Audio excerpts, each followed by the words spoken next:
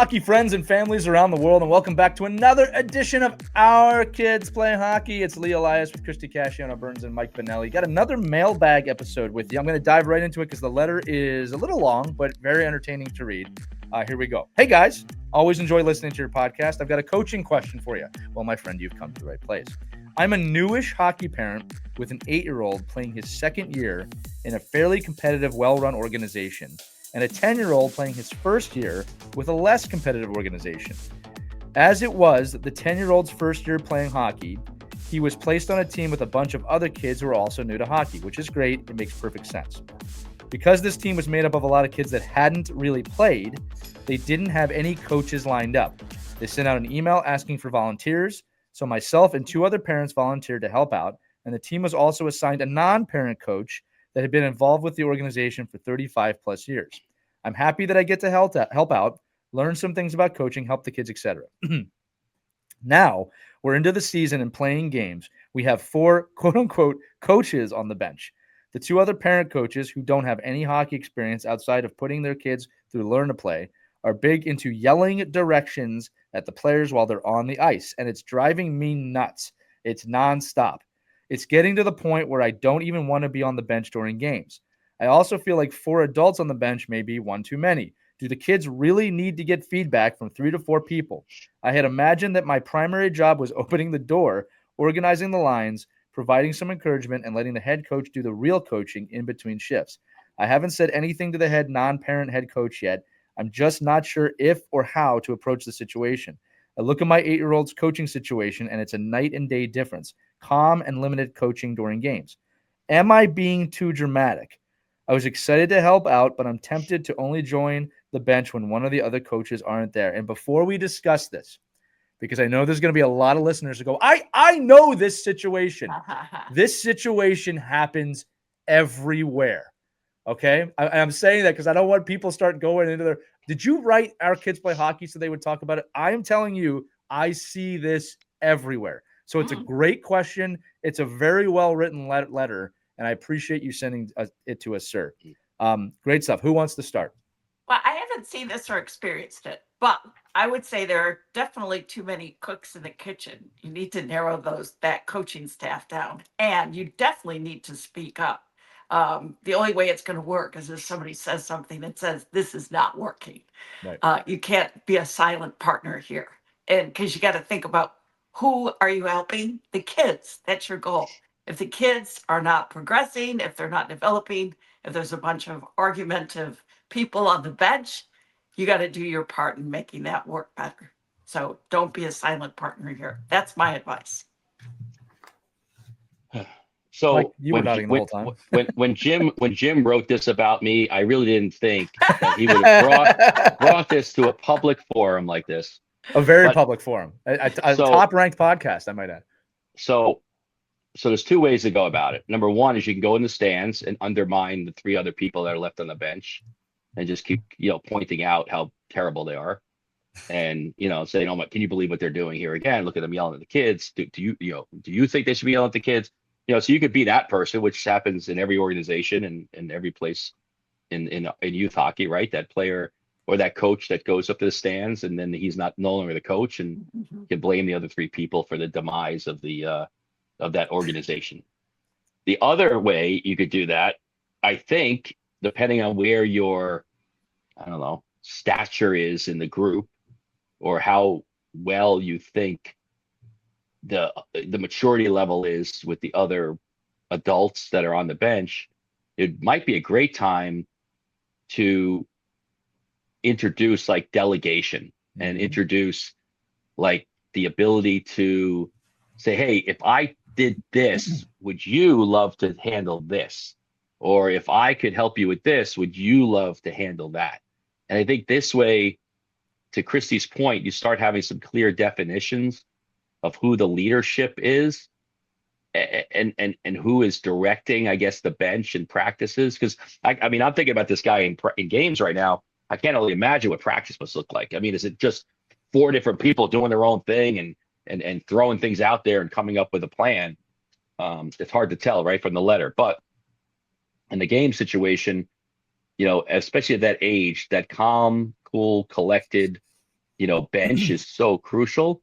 And I think the only way you get that, if you're in the inner, if you're in the inner circle already, which is hard enough to get in, for a lot of parents, try to be the voice of reason by having an adult conversation, not like 2 minutes before the game, but strategically maybe look out and say, hey, we should, what I'd love to do, because I'm really good at it, I'd like to do this. And maybe it helps other coaches on the bench say, well, I'd love to do this. And then at least you have a conversation about, who could be, leading the group that day or on the bench, for that section of time that you have the kids. No. You definitely need some definition there of what roles you need to play. Yeah, well, and look, I think that's important in everything in life, not just coaching. I think the players should have roles, the coaches should have roles. You should have roles at work. I wrote a few notes here, but I want to answer this question. He wrote at the end, "Am I being too dramatic?" Simple answer: no, you're not. This is an incredibly common thing, and I do want to say that. And I want to use my own experience here. This is my coaching belief, and I do mentor coaches, so take it for what it's worth. Really great coaching takes place in games on the bench. I coach the kids on the bench. If I'm yelling something out on the ice, and this is a really important distinction, it is to alert the kids or make them aware of something I don't think that they're aware of. If you are telling them where to go and what to do, you are not coaching. You are doing play-by-play. All right? And play-by-play is not coaching. All right? I want my players to know, okay, I'll kind of go young ages up. Like, if we're not moving, it's very common at younger ages for kids to watch the game sometimes when they're on the ice and not be moving. I always love telling this story. With my daughter's team, we have a word, donuts.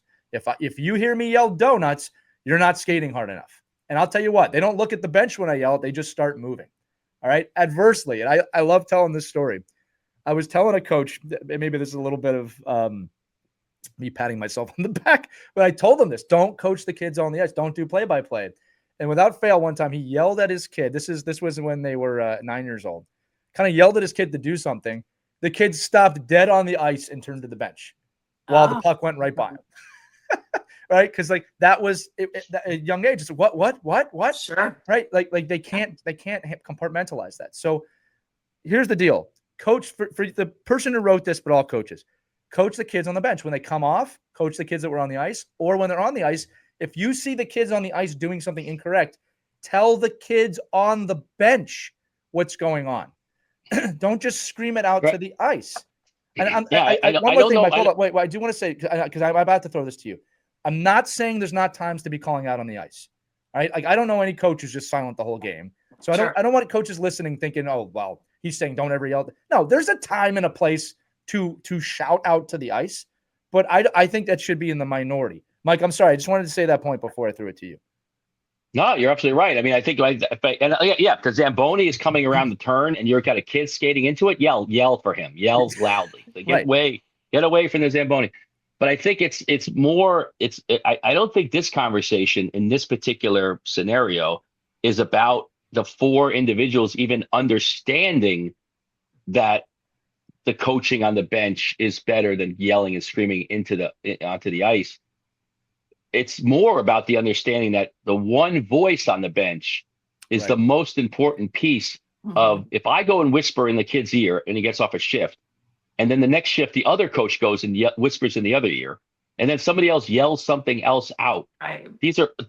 All these messages, none of this helps. It doesn't even help the coaching staff. No. Because then I look and go, wait, am I wrong? Like, I'm telling this kid to do this, and then the mom and dad are telling the kid to do something else. And it's really more of having an understanding that, I mean, it's like thinking about, like, if you went to your kids, imagine if every parent went to their kids' home phys ed classes, like at school, and every time the phys ed teacher was teaching kickball, each parent had the opportunity to have a conversation with their kids about kickball. Like, it's like, imagine what that would look like. Well, for the kid too. Yeah. So you have to think about it the same way, and somehow this coach has to be able to approach his coaching partners in the same way. That, like, I can leave the bench, guys. Like, I'll go in the stands. I have no problem with it. But no matter what, we've got to resolve the problem of all these voices in these kids' ears. Yeah. And if it's me, if I'm the problem, because most likely it's this guy's the problem, like that's writing the letter. No, I'm kidding. But he's like, I want these other people off the bench. I'm the smartest guy on the bench. No. But To his credit, he said he would leave the bench most games. Right. So yeah. Right. No, But maybe it's him saying, listen, guys, if it helps the situation, I'll leave the bench, but somebody has to be the voice. Right. Not all of us be the voice. Yeah. And maybe it takes that one person saying, well, listen, how about today's game? Me and Joey, we'll go sit up in the stands. You Mike, two guys take the game. He says in the letter there is a head coach. So I think that brings up a good point. The head coach must provide guidance and leadership for the assistant coaches. Yeah, but maybe the head coach is the least mature out of all the group. I don't know. They said that there is a non-parent coach involved. You're right. I don't know who the head coach is, but I will say this. All right. And this is an important one too, right? I have a lot of experience in this game now. Okay. If I am not the head coach, that, to me, the head coach reserves the right to make the decisions, if I agree with them or not, right?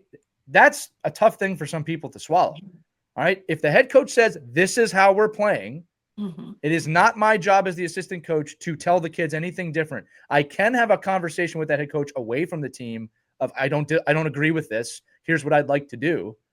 But it's also the head coach's job to say, nope, don't agree with that. This is what we're doing. So, Mike, to your point about one voice, the head coach must provide that guidance, that leadership, the blueprint of how you're going to play. And assistants, you really have to adhere to that. All right. And because I've seen it too, Mike, where the assistant goes, no, we're going to play this way. I mean, oh man, is that detrimental? It hurts everybody around. I mean, even Gordon Bombay knows this. I mean, the bottom line is like, you're the head coach and your boss is your assistant coach, but you have to listen to the head coach. Right. Like it's just like quack makes a Dustworth. Yeah. So this is just one of those things where you just have to be able to be in a situation where somebody has to have an adult conversation, and somebody, and maybe it's this guy, willing to extract themselves from the place of the conflict. Right. And then by virtue of that's all that's left on the bench, there's only one person talking to the kid. Right.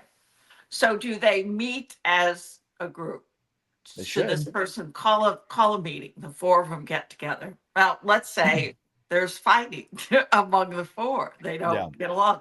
Then you've got to go to the head of the organization, I think, at that point. Well, Christie, I would say this. You need to designate the top coach and an assistant coach, and two can be helpers, but not coaching. Yeah. Well, putting ego aside is one of the hardest things to do. Sure. But I will say this: the best coaching staffs I've ever been on, and this is at any level, communicated all the time. In fact, I've praised my son's coaching staff from last year. We didn't win a lot of games. We talked every day. And I wanted to write this. We had four coaches also. And there were many games, most games, I did not go on the bench because I felt four voices was too much. Agree. Right. All right. And well, so especially if you know you're a strong voice. Right. Like if you know you're a strong voice and you're like, so is it healthier for me sit in the stands and sit on my hands than fight being on the bench and people seeing my eye rolls and seeing the like the heavy breathing. And maybe it's better just to extract yourself in the situation and know that, listen, I can't help anybody by being an undermining voice in this. And Mike, this might shock you, but I'm a pretty dominating voice when I'm on a bench. That is a shock. That's a shock. Honestly. But here's like my wife will warn me every time, like anybody asks me to be like an assistant coach. Oh, Mike, we'd love you to come be an assistant coach. She's like, you don't want to be. That ain't gonna work. That's never gonna work. Well, here's the thing. Where I was going with this is this. I know myself. I know how I am on the bench. Right. I'm very vocal. The head coach last year is also like that. So I understood. I do not. They don't need these two voices. Right. So the only time I ended up on the bench was if the head coach wasn't there, and I was kind of replaced that spot on the bench. Or if they asked me to be there, and there were reasons for that. And when they did ask me, there was a role, right? Like, hey, this player might need a little help. Can you focus on this player? And I love that. I'll also say this too, that watching the games as a coach you forget how much of a different perspective you get in the stands, right? About seeing it differently when you're not coaching, you're not seeing things. And there were some great text conversations from coach to coach with that. But just kind of to answer this person's question, I think four coaches at this level, at this age group, is too much. Right. I do agree with that. And I think you have to have that conversation. But again, Christie, to answer your question again, the best coaching staffs talk. They converse, they disagree. Right. They understand how to disagree. Mhm. And again, they understand the hierarchy. The head coach has the final say. If Yeah. you can't respect that as an assistant, you should not be on the bench. Right. All right. It sounds like that's not happening in this scenario. Perhaps. I mean, look, the writer of this letter also asked, I thought I would just be opening doors and closing doors. I mean, look, that if that's your role, there's nothing wrong with that. Yeah. We need Yeah. Yeah. that. Trust me, like coaches appreciate that because the last thing I want to be doing when I'm really coaching is opening and Right. closing doors. All right. It can become just like, I can't tell you how many times I've been in that position and there's a kid suddenly there knocking like, coach, I'd like to get off the ice, please. I'm like, oh, my bad. Yeah, I wasn't watching this, but yeah, look, it's an interesting conversation again. I think again, from a coaching standpoint for the future, right? Like this team is in the place it's in now. Coaches have these meetings, right? Plan practices together, or head coach, create your practice and share it. And I'm going to say it again. The team I'm talking about from last year was a 10U team. All right. A 10U team. It was one of the best coaching staffs I've ever been on. And I've been to the pro level. All right. Like it's not like at the top level, they don't do this, right? It can be done at any level you want. All right. But I'm going to say it again, as I said in the beginning. If you're yelling at the kids on the ice and you're telling them where to go, you are not coaching. You are not coaching. You're telling everybody that you know. All right. For the most part. Again, if a kid is not on the boards on a breakout, this is a common one at this age group, right? The puck's coming out, they're not on the boards. Screaming at them, get on the boards is I don't know, below average coaching to me, right? It's they should have a keyword. And it's wrong. Yeah, it is wrong too, right? Like I see it everywhere too. That's not how we play anymore. But that was your point earlier, right? That you're like you don't know, you're yelling and screaming about things that probably aren't even part of the game anymore. Right. So just like be present, be a cheerleader, be a person who can give a little bit of advice on the bench. Don't give 15 pages of and 10 minutes of whiteboarding. It's not being retained. It's going in and out. And it's not helping anybody. And a matter of fact, now it's distracting everybody on the bench. Not only the kid you're trying to talk to, but the 4 kids around you. Like it's just again, this is a 10U hockey team. Yeah. This is a find a way to have fun, find a way to be positive. They're beginners. Yeah, they're beginners. Find a way to praise every kid when they get off the ice, whether they made a great pass or a good back check or didn't take a penalty where they could have. Be a great cheerleader and just give the kid some motivation. They want to get back on the ice the next shift. Right. Yeah. Another piece of advice caught up in all of that, ego and, trying to figure out who's the best. You just figure out how to make it an experience that these kids are really going to remember and appreciate and develop. Yeah. I'll give you another piece of advice that could be very eye-opening for the coaches. Especially if you have 4, designate someone not to be on the bench every game. You'd be shocked how much different you feel not on the bench watching the kids play, right? Than when you're sitting there and you feel like some personal responsibility for the outcome of the game when you're not even playing in the game, right? The more this is going to make Mike laugh. The more you coach, the more you realize how little you have to do with the outcome of the game. When you start out, you think, man, it's on me to win this game. And then you do it for 20 years and you realize, I got to give some structure so the players can go play the game. Right. All right. Also, too, I've talked about this in previous episodes. And Christie, you just brought it up, the ego, right? That there's subconscious fear that you're going to be judged if your 10-year-old loses this game. And nobody cares. Yeah. All right. Well, the best is when I watch these coaches that claim to be great coaches, and they're telling me what great strategists they are. Right. And I'll watch every single game, and they're down by a goal with a minute left, and their goalie's still sitting in the net. I'm like, that's when you actually make an impact in the game. Yeah, that's when you should be yelling on the ice. Like you should be talking about like, hey, but the next shift's going on. We have a face-off in their zone. This is where I want you to be in the zone. Like, there's a lot to be said for just letting players play. I get all that, but if you're going to claim to be a great strategist and claim that you actually think that you're going to influence the results of a game, then actually coach like you're influencing the results of the game. Yeah. Like, do things that you say, that player should be on the left wing, not the right wing, or that player is my best defenseman. But today, I bet you if he was playing wing, we'd be able to score a goal. Like, be that coach. Don't be the guy who's thinking you're out coaching the other team by having these long-winded conversations on the bench with the kids that aren't listening to anyway. And at the end of the day, aren't letting them just experience the joy of being out and playing. It's so, and if you're that guy, if you're that other coach, that if you're a smart enough coach and you have 3 people on the bench with you, then make that person, give them an assignment. Say, coach, what I need you to do for me. Every period, I need you to keep track of turnovers. And in between periods, you're going to give me the statistics for the kids to tell us where we get the most turnovers. Get that guy busy. Make him be busy, or her. That's great advice. I'm going to end it on this unless you guys have other things too. We're talking about coaching. So, we say not to do this with players, but I can do this with coaches. Let's look at the very top, at the last few coaches who have won Stanley Cups, right? You got Cooper, you got Jordan Bednar, and you've got Paul Maurice, right? Watch how they interact with their players. Okay, I know you're not coaching NHL players at 10U, but Cooper, super relatable to his players. Super relatable, super nice guy, hard on them when he needs to be, right? Does that. Jordan Bednar, same way.